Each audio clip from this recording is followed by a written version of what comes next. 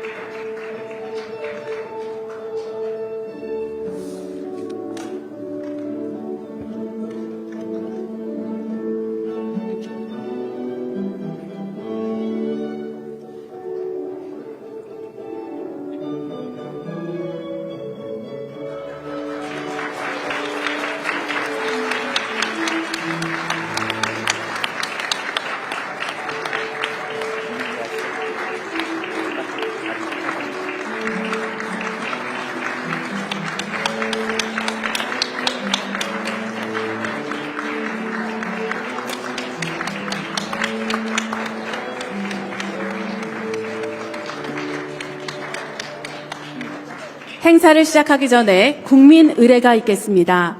국민의례는 애국가 반주에 맞춰 국기에 대한 경례를 하겠습니다. 모두 단상에 위치한 국기를 향해 주시기 바랍니다. 국기에 대해 경례.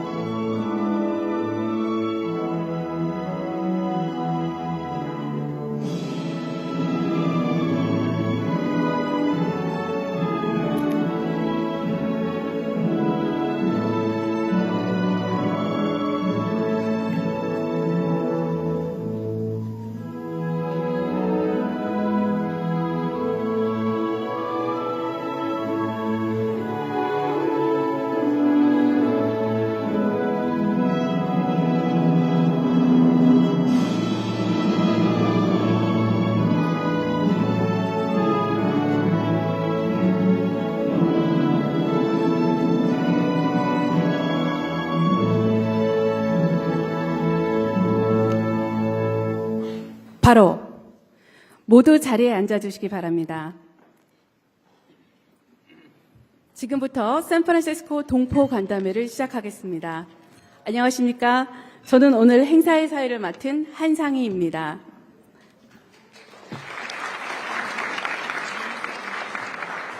첫 순서로 참석 동포를 대표하여 김한일 샌프란시스코 베이 지역 한인 회장님께서 환영 인사를 하시겠습니다.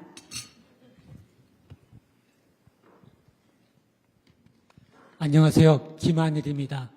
존경하는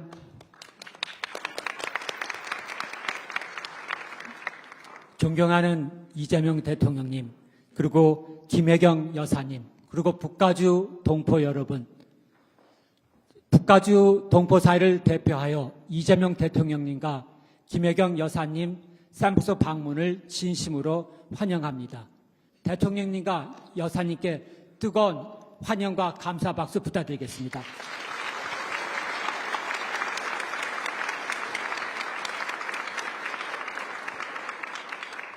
존경하는 이재명 대통령님, 123년 전 우리 102명의 선조가 인천을 떠나 하와이를 거쳐 샌프란시스코 새로운 삶을 살았습니다. 그러나 그분들은 랭귀지 배려 때문에 노동을 할 수밖에 없었습니다. 그들의 피와 눈물과 땀으로 어렵게 번 돈의 10, 20%를 독립자금으로 보태주셨습니다. 그 중간에는 도산 안창호 선생님, 이대 목사님, 유일한 박사님, 장인한 정명한 의사들의 수고가, 노력과 희생과 헌신이 계셨습니다. 샌프란시스코 북가주는 독립운동의 성지인 것입니다. 그리고 샌프란시스코 북가주는 우리 한인 역사의 중심이자 맹주입니다. 그리고 샌프란시스코 북가주는 전 세계 IT 컴퍼니, 특히 AI들의 중심이라 성지인 것입니다. 이러한 역사와 미래가 모이는 이 샌프란시스코에 이재명 대통령을 모시게 돼서 영광입니다.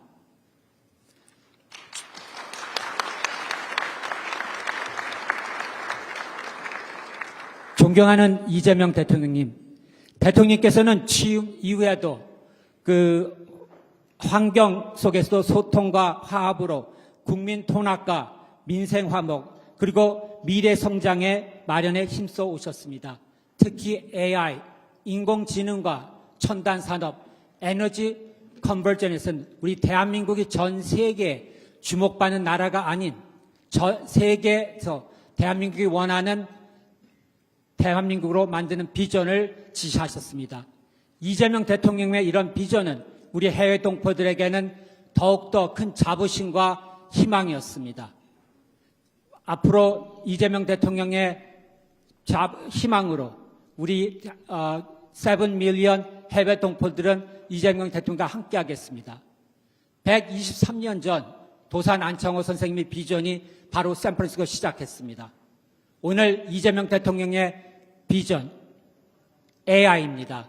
대통령께서는 항상 저희 곁에 계셨고 저희 7 밀리언 해외 동포들도 이재명 대통령의 응원을 하겠습니다. 우리는 대한민국입니다. 우리는 가족입니다. 우리는 식구입니다. 이재명 대통령께 뜨거운 응원의 박수 부탁드리겠습니다.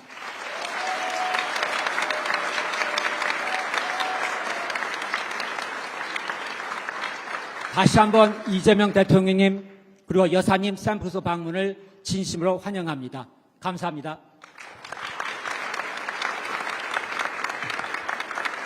네, 김한일 회장님 진심 어린 환영사 감사합니다. 다음은 대통령께서 동포 여러분께 격려의 말씀을 전하시겠습니다.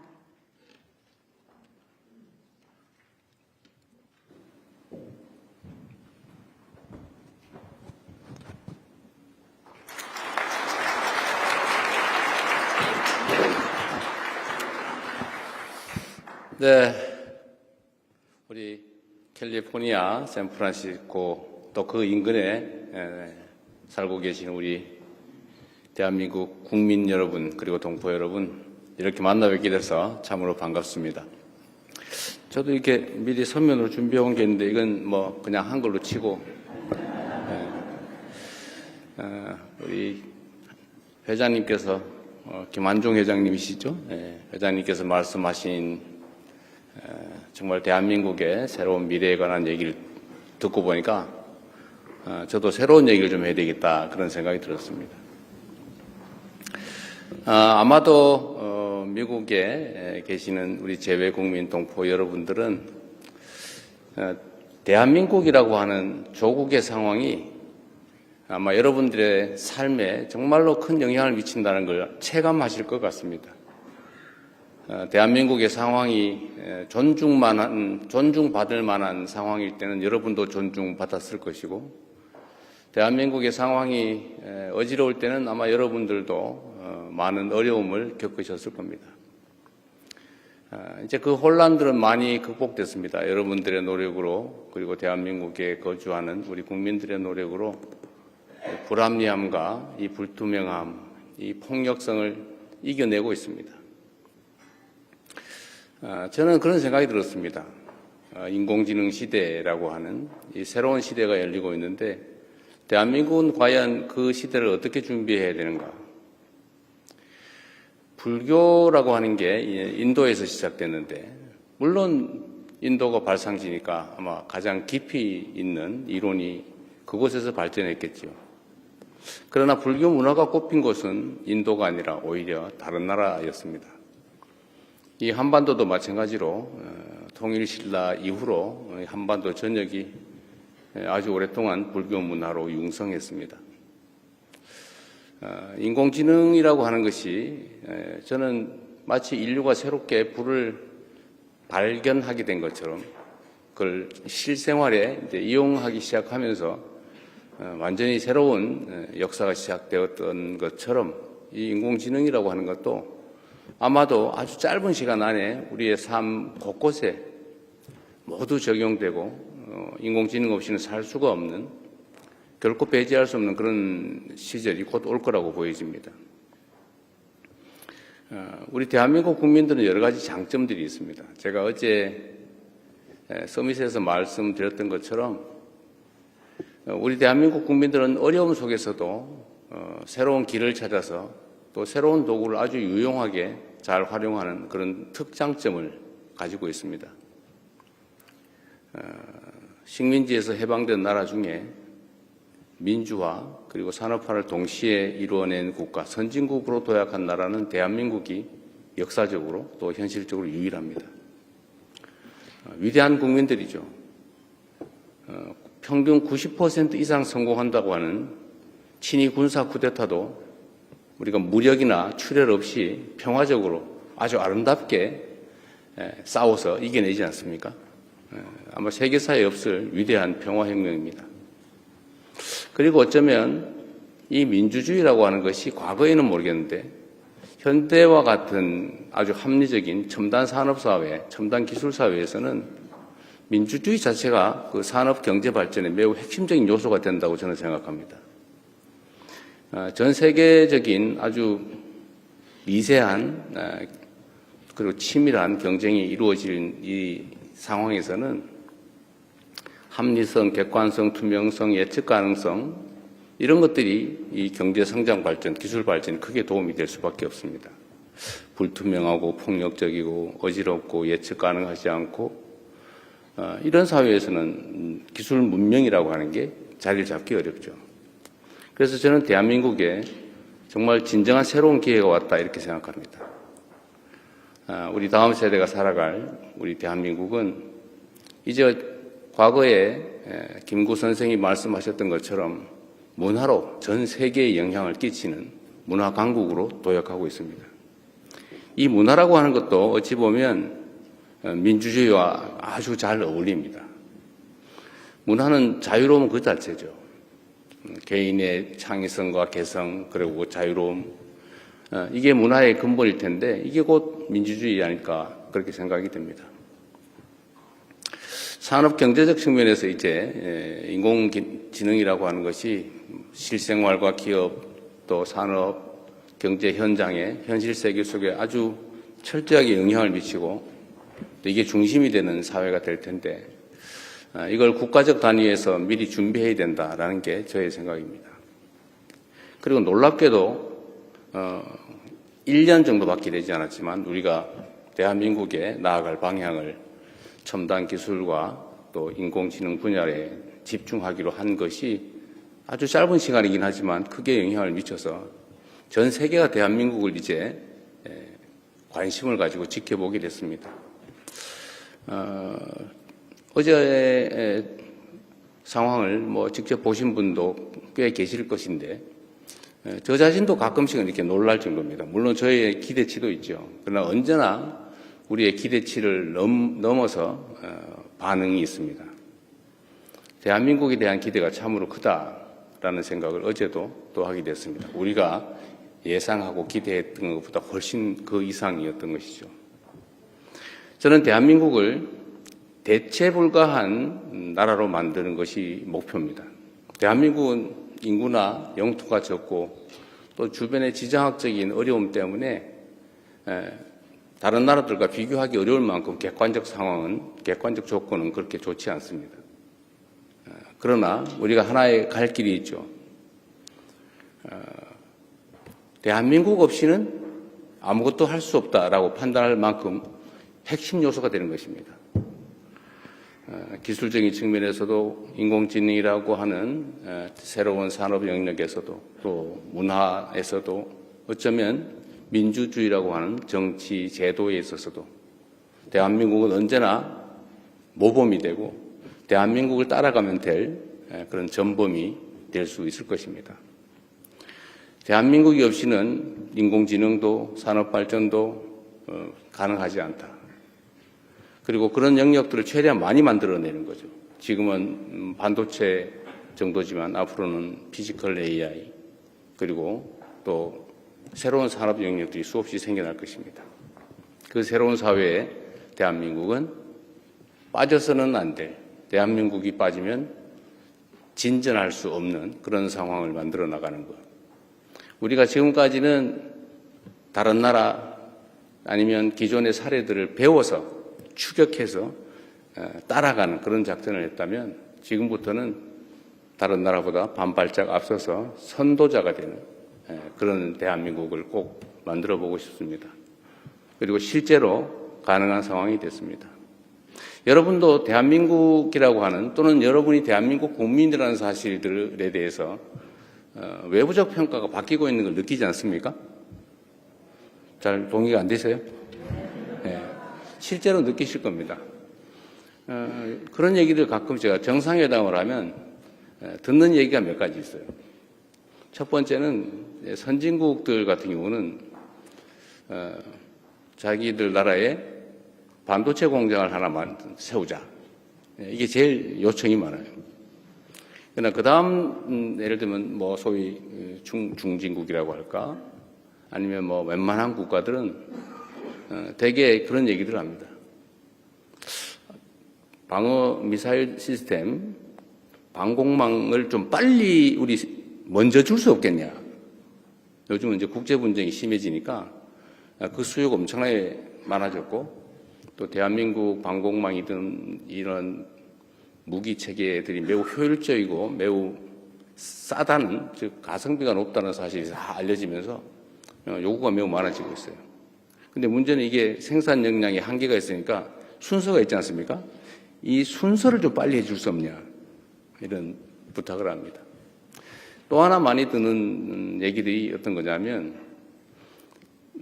저는 본인들의 얘기라고 대개는 생각하지만 대개는 우리 아내가, 우리 딸이, 우리 가족 중에 누구가, 우리 아들이 K-팝 팬인데, 아니면 한국을 좋아하는데 한국을 꼭 가봐야 된다, 뭐 이런 얘기들. 그래서 요즘 한국을 방문하고자 하는 외국 정상들의 요청이 참 많아졌어요. 이건 뭘 의미하냐면 대한민국의 변화된 위상을 말해주는 것입니다. 대한민국 하면 떠오르는 것들이 있죠. 과거에는 전쟁 속에서 그 부모를 잃은 어린 아이들이 막 길을 헤매는 그런 장면이 떠올랐죠. 흑백 사진 속에서. 그러나 지금은 깨끗한 서울의 거리, 어딘가에 등산을 다니는 편안한 모습, 아니면 지하철, 그리고 밤에도 여성 혼자 다니도 아무 문제가 없는 우리 대한민국 국민들은 밤에 원래 뭐 당연히 혼자 다니는 거지 그게 뭐 특별한가? 하지만 거의 대부분의 국가에서는 여성 혼자서 대낮에도 쉽게 다닐 수 없는 게 현실이죠. 이런 치안 문제. 이런 데서 과거와는 완전히 다른 생각들을 갖게 된 것 같습니다. 거기다가 이제는 무슨 반도체 공장들을 2개 가지고 있는데 이 2개 공장이 없으면 전 세계의 산업이 돌아가지 않는 그런 상황들. 그것들을 이제 대한민국에 대한 인상을 완전히 바꿨죠. 그래서 저는 새롭게 시작할 수 있고 또 해야 된다라고 생각합니다. 아마도 여러분들께서도 요즘은 한 1년 전쯤보다는 상당히 조국을 생각하면 걱정되기보다는 기대가 되지 않습니까? 네. 다행입니다.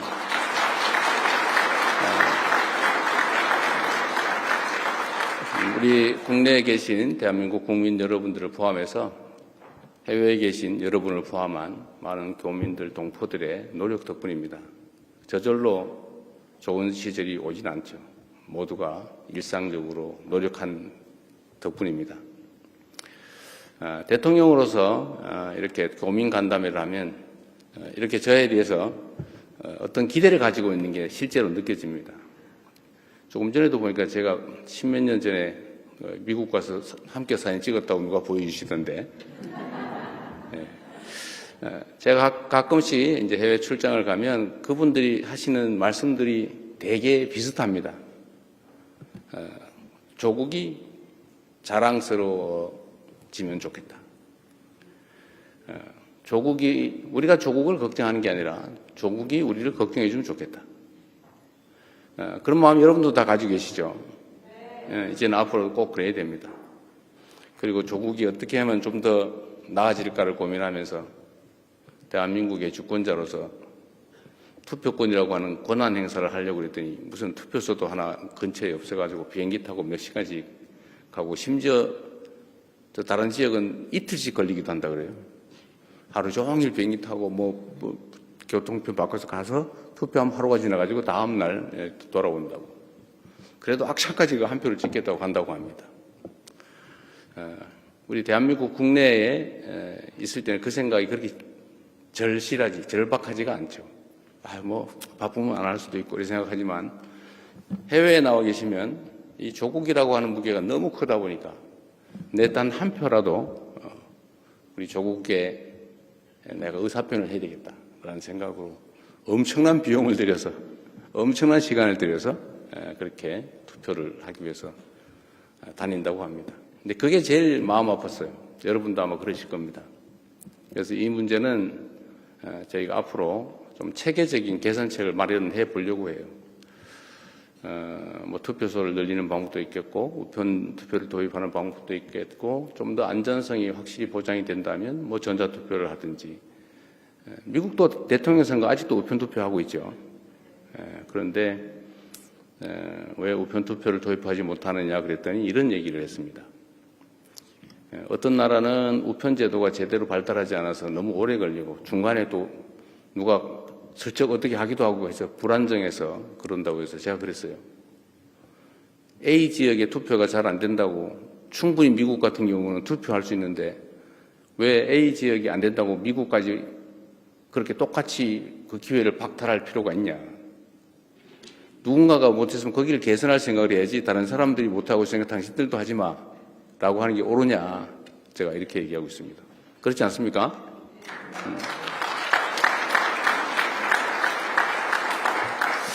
그래서 여러분 많은 분들 뵙게 돼서 참으로 반가운데 대체불가한 대한민국을 만드는 길에 우리 교민, 재외국민 여러분께서도 함께해 주시고 우리가 희망을 가지고 새로운 세상을 준비해 가면 좋겠습니다.